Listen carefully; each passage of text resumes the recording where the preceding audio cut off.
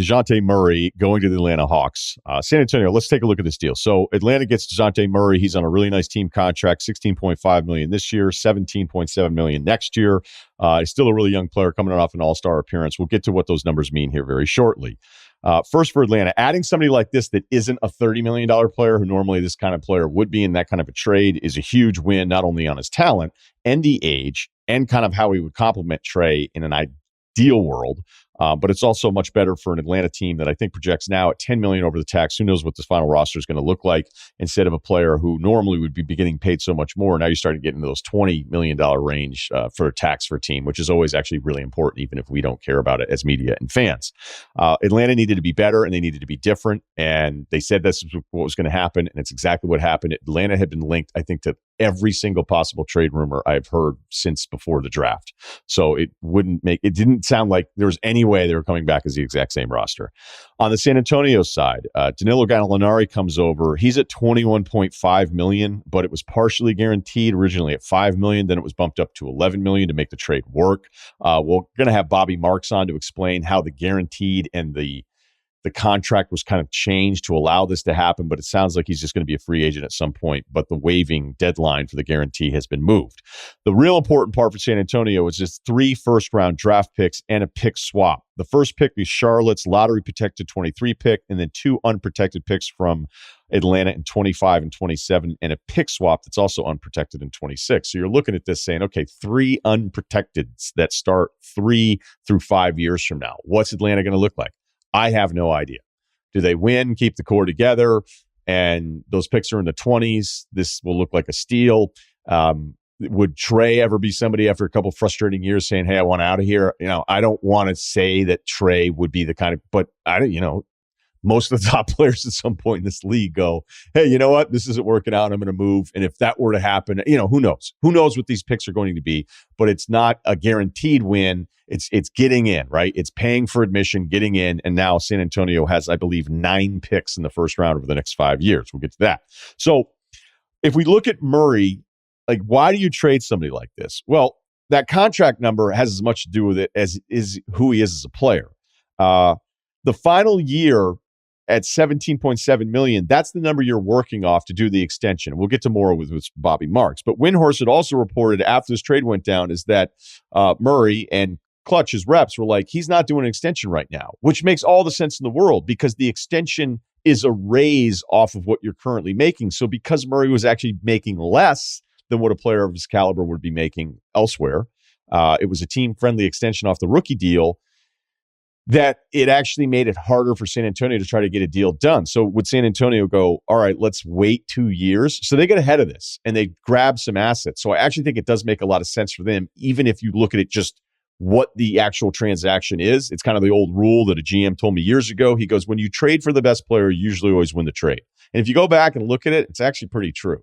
Like you look at all the different moving pieces and what this could be and what that could be, and we got this little piece back and all this different stuff, and you're like, yeah, but we got the best player out of it. And by the way, this guy isn't 30. He's in his mid-20s. So it makes a lot of sense for both teams. From a basketball standpoint, I think Atlanta is a team that needs to figure out, what Trae Young wants to be ultimately. And usually you get your numbers, you get your money, and then you start looking around going, I want to win a little bit more. And for Atlanta to win, despite what 2 years ago was and what I thought was kind of a fluky Eastern Conference Finals appearance, just that, okay, are they going back into next year thinking, hey, this team's going to be really good and competing for the East? I actually thought at the very beginning, when I first watched Atlanta in that first week or two, and I go, look at all this depth, look at all the options they have, and then they were just flat the entire season. They admitted that they were flat. Murray gives you a different attacker. If the shooting is truly who he is now, because of the improvement we saw last year from 3 for Dejounte, if that's really who he is, it's 2 on-ball attackers that should be able to play off of each other. You just have to hope that both of them want to play off of each other and that Trae doesn't default to trying to do it all on his own, which is what makes him great, but also gets them into a lot of trouble against much better teams. Like we saw once Miami was like, you seriously think you're just going to do this the entire series? Like, that's not happening. And Miami wasn't even healthy in that series, and it wasn't close. So Trae has to sacrifice a little for the betterment of the team to make the Dejounte thing work. We'll see, but on paper, it makes a lot of sense. And now you've added in a guard who defensively is a massive upgrade defensively against all the other guards that were kind of in this rotation of Hawks players. So I like it for Atlanta. I understand it for San Antonio. Now, San Antonio starts the process this week of something they probably should have started years ago. But Pop just didn't have it in him. He just didn't. And even though I can say it's probably stupid that they didn't try to blow the whole thing up and move on once Kawhi wanted out. Kawhi was kind of the last star that was traded that wasn't involving a million first-round picks down the road. The weird thing on the Toronto side of the Kawhi deal, if you think back on it, is that it actually worked to Toronto's benefit that they probably knew, or at least they could say to San Antonio, he's not going to re-sign here. As weird as that Kawhi pursuit thing got at the very end where, hey, is this kid enrolling in some new school in Toronto? No way. I just saw him at the mall. He's staying. So Toronto could probably argue we don't have to pay as high of a price because this is a true rental, one of the greatest rentals in the history of sports. And maybe we don't have to give, but also the trade market then hadn't evolved into what it is now, where we're talking about non-top 20 players in the league demanding 3, sometimes 4 first-round picks in any kind of trade. So should San Antonio have tanked earlier? Yes, but I can never get mad at Popovich for saying it just speaks, it's against everything I've ever believed in my, and I look, when Pop says it, I agree. So there's this respect for something that I think was probably the wrong decision to not do it sooner. The other part of the first round picks that we mentioned, we get caught up a bit with the NFL mentality of what the NBA picks are valued at, and it just doesn't work that way. There's not a history of, hey, here's 8 and 6, and we're going to trade up and get number 1. Doesn't work that way. You want to trade 22 and 29 for 19? We've got a deal for you, as we just saw with Memphis and Philadelphia. Memphis and Minnesota on that deal. Roddy was the other deal with Memphis. Now, could Murray perhaps not be that great? Could he be a little overrated? All right, yeah, fine. I'll allow it. I'll hear it. But at this number, if you're trying to be better and different, was what Atlanta was trying to do, I'm not going to start picking his game apart. Does it concern me a little bit that San Antonio couldn't find a way of just going, no, you are our guy, and we think we can be great with you, which I don't think anybody's made that argument. If Dejounte Murray's your best player, who are you really, even if he continues to improve?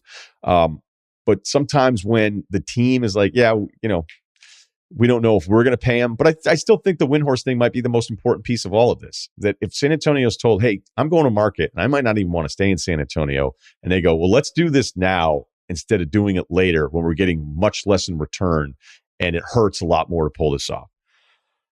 Now, pivoting to kind of the overall free agency stuff, I do struggle when I see number projections for what a guy's going to sign when I'll see kind of the back end of stuff, right? I'll go, oh, man. Because like you could look at this Dejounte thing and say, oh, well, Atlanta in a couple of years, look what they're going to have to do. They've inherited this problem. They're not even worried about that right now. When I saw the Karl Anthony Towns projections, right? 4 years, $211 million. I go, man, is he that kind of guy? If you ask me straight up, hey, if Karl Anthony Towns is your best player, who are you as a team? I go, I don't know, maybe in the playoffs. Up until this point, not really. You add Anthony Edwards into it. This maybe a chance for a really nice duo. Is there something about Towns maybe I have some hesitation with every now and then? Yes, I'll admit it. But if you look at like the profile of the stats, that he's 3rd team All-NBA, which is probably more positionally than saying Towns is undoubtedly a top 15 player in the NBA. Those are kind of two different things. But that's one time where you go, all right, 211, I don't really love this. But then it turns into the fascination with like never wanting to pay anybody, right? You can relate back to Murray.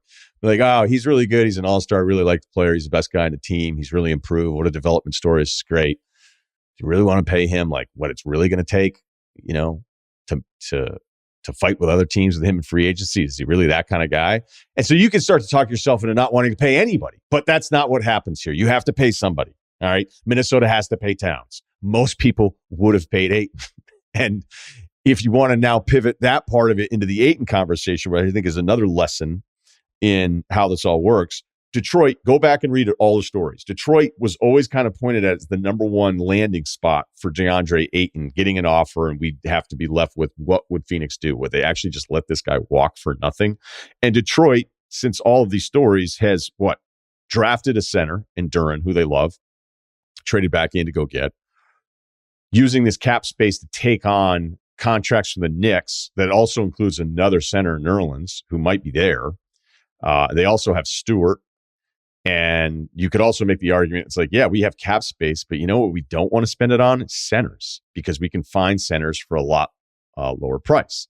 You could also argue Detroit may be saying, well, we don't want to use our cap space now because we're not ready. Okay, but we're still talking about Ayton, who's in his mid-20s, and even with his deficiencies, is probably no worse than a top 30 player who was flirting with top 20 neighborhood last year. Just a year ago in the finals, you're like, yeah, this guy's probably top 20.